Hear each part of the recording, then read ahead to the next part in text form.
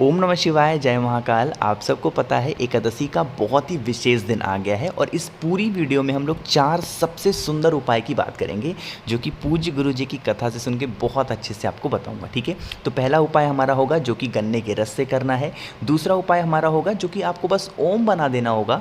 तीसरा उपाय आपको करना होगा रुद्राक्ष को लेकर के। और चौथा उपाय आपको बस एक चुटकी काला तिल लेना है। छोटा सा उपाय करिएगा। ठीक, तो इन सभी उपाय को बहुत ही विस्तार से बताऊंगा, सिर्फ सुनते जाएं, समझने की कोशिश करिएगा। आज मैं आपको लाइक करने के लिए नहीं कहूँगा, आपको मैं एक छोटा सा काम दे रहा हूँ कि आप जब पूरी वीडियो को सुन लेना ना, तो आपको कौन सी चीज़ खराब लगती है मेरी वीडियो में, कौन सी चीज़ अच्छी लगती है, ये बात कमेंट में ज़रूर बताइएगा। ठीक है, चलो तो सबसे पहले हम लोग उपाय की बात करते हैं जो कि होगा गन्ने के रस से।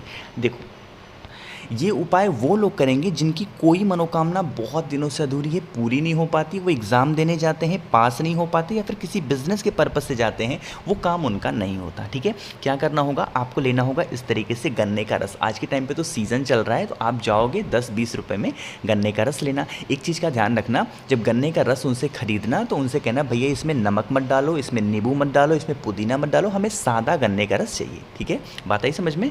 उसके बाद इस तरीके से तांबे का लोटा लेना। हमें तांबे का लोटा चाहिए, लेकिन एक लोटा नहीं चाहिए, हमें 2 लोटा चाहिए। अब वो 2 लोटा एक तांबे का ले सकते हो, एक कोई और ले लो, कोई दिक्कत नहीं है। ठीक है, और इन दोनों लोटों को आपको गन्ने के रस से भर देना होगा। ठीक है, दोनों लोटों को भरना है गन्ने के रस से, एक कलश को नहीं।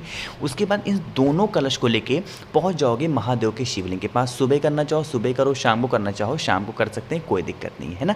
पहुंचे, जिस दिन आपको किसी भी काम के लिए घर के बाहर जाना हो, चाहे एग्जाम देने के लिए या फिर किसी भी काम के लिए घर के बाहर जाना है, उससे पहले जाकर के महादेव के शिवलिंग के पास खड़े होना और अपने दोनों हाथों में दोनों कलश को पकड़ना।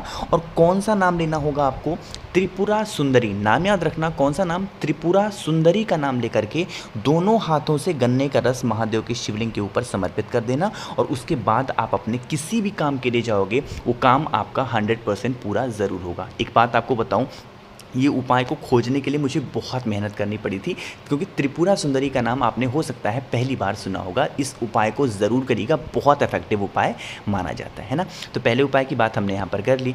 दूसरे उपाय की बात करते हैं जो कि आपको बस एक ओम बनाना होगा। अगर आपके यहाँ लड़ाइयाँ बहुत होती हैं, आज के टाइम पर क्या हो गया है कि लोगों के घर में छोटी छोटी बातों को लेकर लोग बहुत लड़ते हैं, चाहे हस्बैंड वाइफ के बीच में हो, बच्चों के लेके हो, माँ बाप को लेके हो, बहुत लड़ाइयाँ होती हैं, क्लेश मचा होता है ना।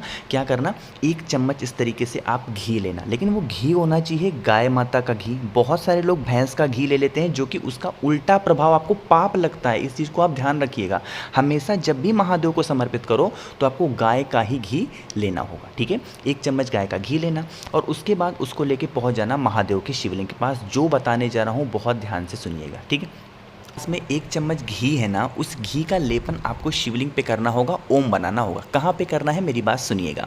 जैसे ये वाला जो प्लेस आप देख रहे हो ना, ये तो होती है शिवलिंग की क्या, जलाधारी, यहीं से तो जल गिरता है। लेकिन हमें कहाँ पे बनाना है, ये जो माता अशोक सुंदरी का स्थान बिल्कुल आपको दिख रहा है, यहीं पर आपको उसी घी से क्या बनाना होगा, एक ओम बनाना होगा। ठीक है, ओम बना देना। ओम बनाने के बाद आपको उस घी से यहीं पर शिवलिंग के पास में बैठ जाना।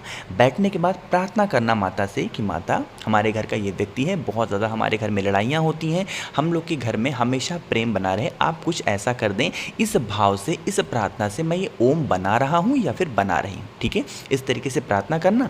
प्रार्थना करने के बाद महादेव का जो चौखट होता है, महादेव के शिवलिंग के पास में चौखट नहीं होता है जहाँ से हम एंट्री करते हैं, वहीं पर आप बैठना और 2 मिनट तक श्री शिवाय नमस्तुभ्यम का स्मरण करना। क्योंकि भैया इस उपाय को हम कब करेंगे, जब भी आपको मौका मिले, आपका जब भी मन घबराने लगे कि अब मेरा मन घबरा रहा है, मुझे कुछ करना चाहिए, उस टाइम पे पहुंच जाओ, घी लेकर के महादेव के शिवलिंग पे ओम बनाओ, वहां पर बैठ करके प्रार्थना करो। आपकी जो भी संकट होंगे ना, दूर ज़रूर हो जाएंगे। बहुत ही आसान सा उपाय था, बस एक ओम बनाना था। ठीक है, चलो अब हम लोग बात कर लेते हैं अपने तीसरे उपाय की, जो कि है रुद्राक्ष वाला, है ना। अब कहोगे भैया रुद्राक्ष का हम क्या करेंगे, देखो स्क्रीन पर आपको रुद्राक्ष दिख रहा है ना, तो आपको क्या करना होगा, एक रुद्राक्ष लेना है। वो रुद्राक्ष कितने भी मुखी हो सकता है, उससे हमें कोई दिक्कत नहीं है। आपको ये भी पता होगा कि कल है शनिवार का दिन, आपको एक रुद्राक्ष लेना और इस तरीके से सरसों का तेल लेना। इस सरसों के तेल में उस रुद्राक्ष को डुबा देना। ठीक है, डुबाने का मतलब हाथ से नहीं डुबाना, ऐसे डाल देना उसमें कि वो डूब जाए। ठीक है, डूबने के बाद इस कटोरी में से वो रुद्राक्ष को निकालना नहीं।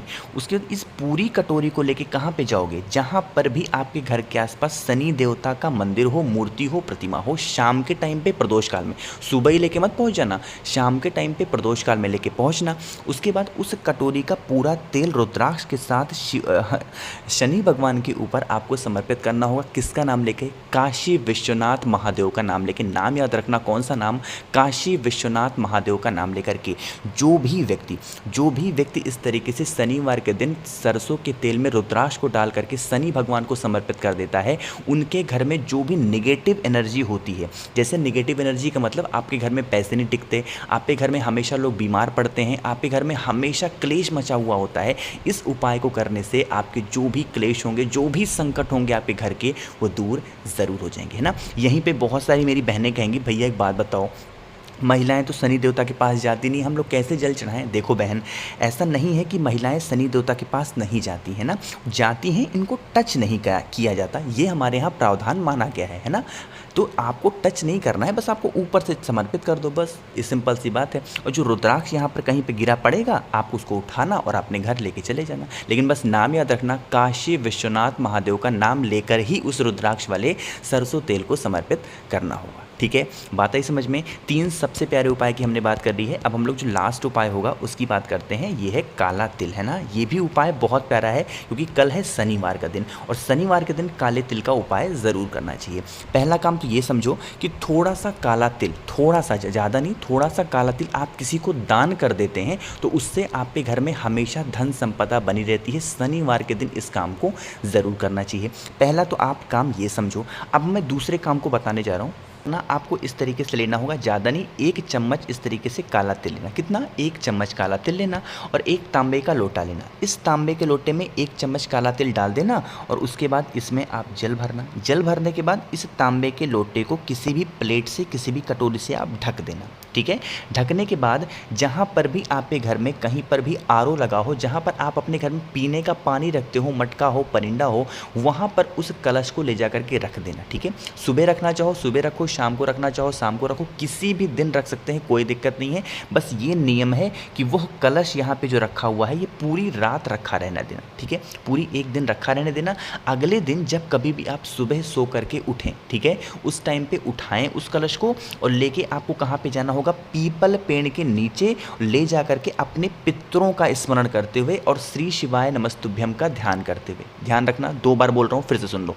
सबसे पहले आप अपने पितरों का ध्यान करोगे और दूसरे नंबर पर आपको श्री शिवाय नमस्तुभ्यम का स्मरण करते हुए पूरा का पूरा जल काले तिल से भरा हुआ आपको पीपल पेड़ के नीचे डाल देना है। इससे हमारे पितृ कभी भी नाराज नहीं होते, हमेशा खुश रहते हैं। और अगर हमारे पितृ खुश हैं ना, तो कभी भी हमारे घर में धन संपदा की कमी नहीं होगी, कभी बीमारी प्रवेश नहीं करेगी, कभी हमारे घर में कलह नहीं होगा, क्लेश नहीं होगा, ठीक है। बात आई समझ में? यहीं पे कहोगे भैया एक बात बताओ, अगर अगले दिन रविवार पड़ गया तब तो हम रविवार के दिन पीपल पेड़ के नीचे जा ही नहीं सकते, अब बताओ क्या करें? तो एक और पेड़ है जो कि पितरों के तुल्य माना गया है, वो है बेल पेड़, है ना। अगर उस दिन रविवार पड़ जाए तो आप रविवार के दिन पीपल पेड़ के नीचे के बजाय आप चले जाना बेल पेड़ के नीचे, और जो मैंने प्रोसेस आपको बताया वो आप बेल पेड़ के नीचे कर लेना, बस सिंपल सी बात है, ठीक है।